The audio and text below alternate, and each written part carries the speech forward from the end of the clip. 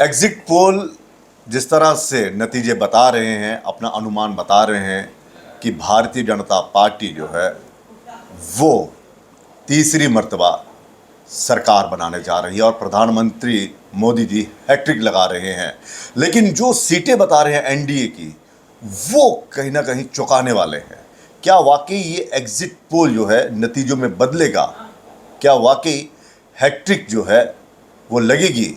और दूसरा ये, क्या भारतीय जनता पार्टी ने कसम खा ली है कि विपक्ष को जीने नहीं देना है, ख़त्म कर देना है? क्या विपक्ष सर उठा पाएगा आने वाले महीनों में?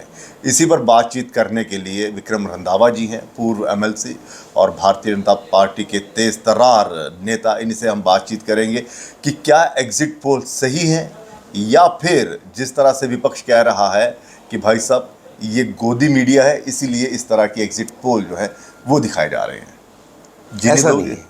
भारतीय जनता पार्टी अपनी कार्यप्रणाली कार्य पद्धति पे विश्वास करती है। भारतीय जनता पार्टी ने 2024 का चुनाव ज़मीनी स्तर पर कार्यकर्ताओं की सक्रियता के बलबूते पर लड़ा है। 2024 का चुनाव 10 वर्ष की आदरणीय प्रधानमंत्री जी की सकारात्मक कारगुजारी और देश ही नहीं पूरी दुनिया में भारत का नाम कहाँ पहुँचा है, उस सोच को मद्देनज़र रख के हम लोगों के बीच में गए हैं। हमने विकास के मंसूबे को लोगों के बीच में लेके गए हैं। जो प्रधानमंत्री जी की पब्लिक ओरिएंटेड योजनाएं जितनी भी थी, तकरीबन सभी थी, जिससे एक गरीब परिवार को, चाहे वो 5 किलो राशन ही क्यों ना हो, उसके घर का छत ही क्यों ना हो, उसकी बहन बेटी को शौच के लिए बाहर जाना ना पड़े, उसके लिए घर में शौचालय बनाना ही क्यों ना हो, उसे लेकर जम्मू कश्मीर के रिफ्यूजियों को लेकर मैं कह रहा हूँ कि 5.5 लाख रुपए की इमदाद मिलना ये कोई छोटी बात नहीं थी। और ये सारा ही पूरा एक तामझाम लेकर हम लोगों के बीच में गए थे। भारतीय जनता पार्टी की लीडरशिप पोलिंग बूथ से लेके राष्ट्रीय स्तर पर अपनी कार्यप्रणाली और कार्य पद्धति पर विश्वास करती है। अलबत्ता मीडिया ना गोदी का होता है ना मोदी का होता है, मीडिया इंडिपेंडेंट होता है, उससे कुछ छुपा नहीं है। एक सर्विलेंस का काम मीडिया करता है, सच्चाई सामने लाता है। और ऐसा नहीं है कि सच्चाई कष्टदायक हो तो उसको छुपाएगा, ऐसा नहीं होता। मुझे लगता है कि एग्जिट पोल का वर्डिक्ट जो है लगभग सबका एक जैसा आ रहा है। तो सब गोदी मीडिया अगर हो जाएगा तो इसका मतलब विपक्ष ही सब कुछ ठीक है। तो फिर कहीं ना कहीं विपक्ष को भी डाइजेस्ट करने की आदत डाल लेनी चाहिए। आपको लगता है कि ये जो एग्जिट पोल है ये नतीजों में बदलेगा और भारतीय जनता पार्टी जिस तरह से उम्मीद लगा रही है, मुझे लगता है इससे भी बेहतरीन होगा। अच्छा, 400 पार, इससे भी बेहतरीन होगा। आप यकीन ही नहीं मान सकते, क्योंकि हम नीचे तक गए हैं, हम पोलिंग बूथों तक गए हैं। मैं उस क्षेत्र में भी गया हूं जहां मुस्लिम डोमिनेंस भी थी। उन लोगों ने भी माना कि हम नाशुक्रगुजार नहीं हो सकते, हमें मोदी ने दिया है, आज भी दे रहा है, तो हम नाशुक्रगुजार नहीं हो सकते। हम देश के साथ हैं। ये छोटा चुनाव नहीं है, ये विधानसभा का या काउंसिल का चुनाव नहीं है, ये देश का चुनाव है। हम देश के साथ हैं।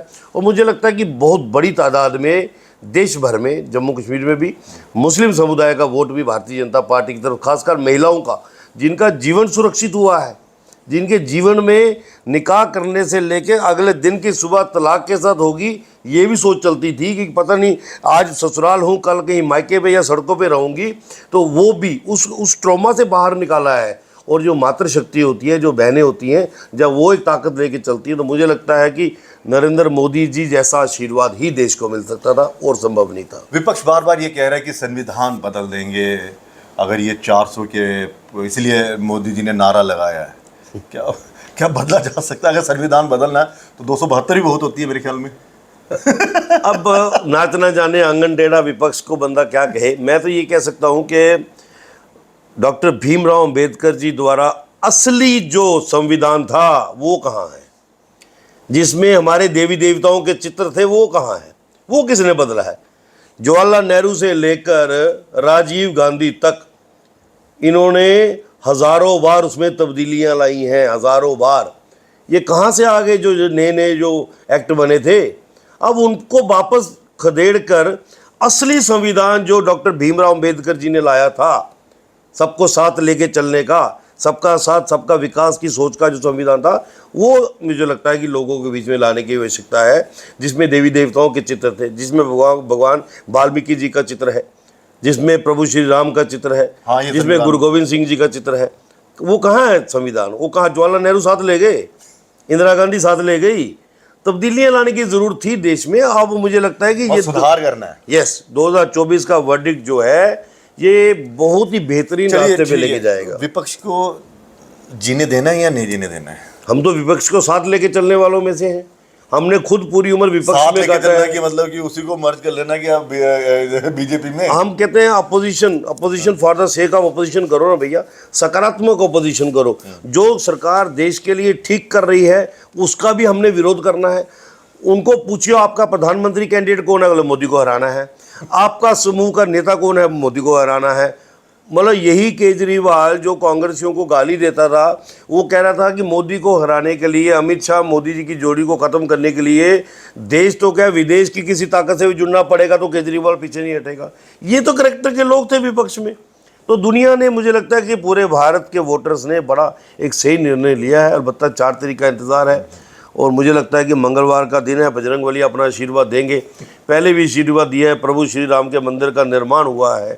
तो वो ताकतें अब ध्वस्त हो चुकी हैं जो भारत का नुकसान करने का, जो मुझे लगता है कि ख्वाब देखते थे। और 2047 को उनको लगता था कि वो कुछ और मंसूबा लेके चलने वाले थे, अब उनको ठप्पू लगेगा। ये यकीनन है। हम भारतीय हैं, हम इस गुलदस्ते को मजबूत करके रखेंगे। जो हिंदुस्तानी है, चाहे वो हिंदू है, मुस्लिम है, सिख है, ईसाई है। जम्मू कश्मीर की राजनीति पे आते हैं। चुनाव होंगे विधानसभा के, क्योंकि विपक्ष ये कह रहा था कि अगर ये 2 सीटें भारतीय जनता पार्टी हारती है, उधमपुर और कठुआ की, यहाँ पे डोडावाली, और जम्मू और रियासी की, फिर यहाँ पे चुनाव नहीं होंगे। देखिए जीवन जो है ना, लेकिन आप तो बल्ले बल्ले एग्जिट पोल तो दोनों बिल्कुल, बता मैं रहे हैं। ये समझता हूँ कि आपकी जो लाइफ है ना वो अगर मगर में ही खत्म हो जाती है ना। अगर ये नहीं होता तो मगर ये हो जाता, मगर ये नहीं हो। भैया तुम अगर क्यों लगा रहे हो जब तुम्हें सुनिश्चित ही नहीं है कि तुम जीतने वाले हो? हमें सुनिश्चित, हम डे 1 से कॉन्फिडेंट थे कि हम दोनों सीटें अच्छे मार्जिन के साथ जीतने वाले हैं, क्योंकि हम पूरे एक प्लान के साथ लोगों के बीच में गए थे। हमको डर के लोगों के बीच में थोड़ी गए थे कि हमने किया कुछ नहीं, हमारे सांसदों ने किया कुछ नहीं। हमारे दोनों सांसदों ने अपने 10 वर्ष के कार्यकाल के दौरान समाज के साथ एक समन्वय बना के रखा था, केंद्र सरकार की योजनाओं को नीचे लागू किया था, विकास का एक सैलाब पूरे इलाके में दिख रहा था, सड़कें बनती हुई लोगों को दिख रही थी, पुलों का निर्माण होते दिख रहा था। तो फिर लोग कैसे इनकार कर सकते थे? वोट पड़ा है, बेहतरीन वोट पड़ा है और अच्छे तरीके से दोनों सीटें जीतेंगे। उसके बाद इलेक्शन कमीशन ऑफ इंडिया का भी एक प्रेरोगेटिव है, हालांकि उन्होंने भी कहा है, गृह मंत्री भी बार बार कह गए हैं इन चुनावों में, और इस बार तो आदरणीय प्रधानमंत्री जी ने कहा है कि बहुत शीघ्र चुनाव होंगे। तो मुझे लगता है कि जम्मू कश्मीर के अंदर डेमोक्रेटिक सेटअप को बहुत जल्दी खड़ा करने का केंद्र मतलब प्रयास चुनाव होंगे ना, यकीनी तौर पे तो हो। अगर चुनाव होते हैं जी, तो भारतीय जनता पार्टी कौन सी रणनीति अपनाएगी? खासकर कश्मीर में आप पर सवाल है कि आपने कैंडिडेट ही नहीं दिया जी, इन पार्लियामेंट चुनावों में, बिल्कुल। तीनों सीटों पर, तो क्या देखिए, रणनीति? ये लोकसभा का चुनाव था, इसके समीकरण और विधानसभा के चुनाव के समीकरण में फर्क होता है। अच्छा, वोटर की सोच में भी फर्क आ जाता है और कई बारी स्थानीय विषयों को लेकर हमें लोगों के बीच में जाना पड़ता है।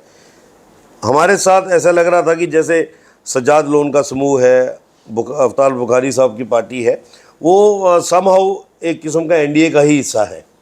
तो वो हमें लगा कि शायद उनकी पोजीशन वहाँ पे ज़्यादा स्ट्रांग हो सकती है। हमारा कैडर वहाँ मजबूत था, चुनाव लड़ने के लिए तैयार था। तो बजाय वोटों के डिवीज़न होने के, तो क्यों ना उनको थोड़ी मजबूती दी जाए और वो सीट जीते। वो सीट जीतेंगे तो एनडीए के खाते में आएगी।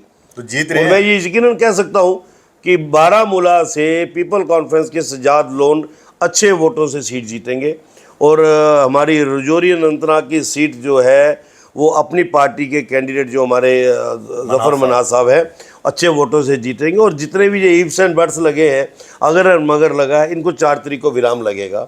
ये पांचों की पांचों सीटें अल्टीमेटली एनडीए के खाते में आने वाली हैं। अच्छा जी, तो एनडीए का कुनबा बन गया यकीनी तौर पे। जब ये लोग ओपनली कह सकते हैं कि हम भारत सरकार के साथ हैं, तो हमें क्या गुरेज है उनको साथ नहीं लेके चलने में। भविष्य में आप पहले से गठबंधन करके चलेंगे या? देखिए, अब विधानसभा चुनावों को लेकर मैंने कहा ना, वो रणनीति अलग बनती है, काउंसिल चुनावों को लेकर रणनीति अलग बनती है। अब केंद्रीय नेतृत्व तय करेगा कि प्री पोल अलायंस हमने इनके साथ करना है या हमने चुनावों के बाद या कश्मीर से भी हम कुछ कैंडिडेट उतारेंगे, रजौरी पुंछ खिता हमारा अपना खिता है, वहाँ से भी कुछ कैंडिडेट उतारेंगे, और जम्मू में तो हमारी डोमिनेंस है ही है। अलबत्ता मुझे लगता है कि इन 43 सीटों पे तो यकीनन भारतीय जनता पार्टी अपने बलबूते पर लड़नी चाहिए। ये मेरी एक कार्यकर्ता के नाते सोच है। बाकी जो प्रदेश तो और केंद्रीय नेतृत्व तय करेगा। सीएम भाजपा का, सीएम भाजपा के जो विधायक दल होता है वो तय करते हैं। जिसके विधायक ज़्यादा होंगे उसी पार्टी का सीएम होगा। और इस पर हम यकीनी तौर पे कह सकते हैं कि हम एक जम्मू कश्मीर के लोगों को कोई नया तोहफा देंगे। तैयार हैं फिर इसका? पूरी तरह से तैयार है। मुझे लगता है कि देश की जनता भी तैयार है आदरणीय प्रधानमंत्री जी को तीसरी इनिंग्स देने के लिए, उनके स्वागत के लिए, और उसके बाद जो परिवर्तन देश के अंदर होने वाले हैं विकास को लेकर, और जो गलतफहमियां जब पिछले सरकारों ने कुछ ऐसे कानून बना दिए जिसकी बदौलत तबाही देश की हो रही थी इंटरनली, उसको किस तरीके से, जैसे धारा 370 को भी उखाड़ के फेंकना कोई छोटी बात नहीं थी। ये तो बहुत बड़ा, हम खुद जम्मू कश्मीर के निवासी भी कहते थे, यहाँ तो खून की नदियां बहने वाले भी थे जो कहते थे तिरंगा झंडा उठाने वाला कोई नहीं होगा। आज उनका झंडा उठाने वाला कोई नहीं रहा, वजूद अपना खत्म हो गया है, अब पॉलिटिकली भी डेड हो जाएंगे। तो ये मुझे लगता है कि अब लोगों को उम्मीद हो गई कि नरेंद्र मोदी जी के नेतृत्व में राम राज्य की हम कल्पना कर सकते हैं। चलिए, बहुत बहुत शुक्रिया, धन्यवाद। तो मतलब कि 4 तारीख को ये एग्जिट पोल सही नतीजों में बदलेगा? बिल्कुल एट पार चलेगा या इससे आगे जाएंगे। चलिए, बहुत बहुत शुक्रिया। तो एग्जिट पोल जो बता रहा है कि भारतीय जनता पार्टी और एनडीए जो है वो ज़बरदस्त जीत की ओर बढ़ रही है, और एनडीए तो 400 पार जा रही है, इससे भाजपा काफ़ी गदगद है। लेकिन रंधावा साहब का एक बयान जो है वो कई मायने रखता है कि जम्मू कश्मीर में चुनाव होंगे विधानसभा के, और एक बड़ा बदलाव, राजनीतिक बदलाव देखने को मिलेगा। फिलहाल इजाज़त दीजिए, नमस्कार।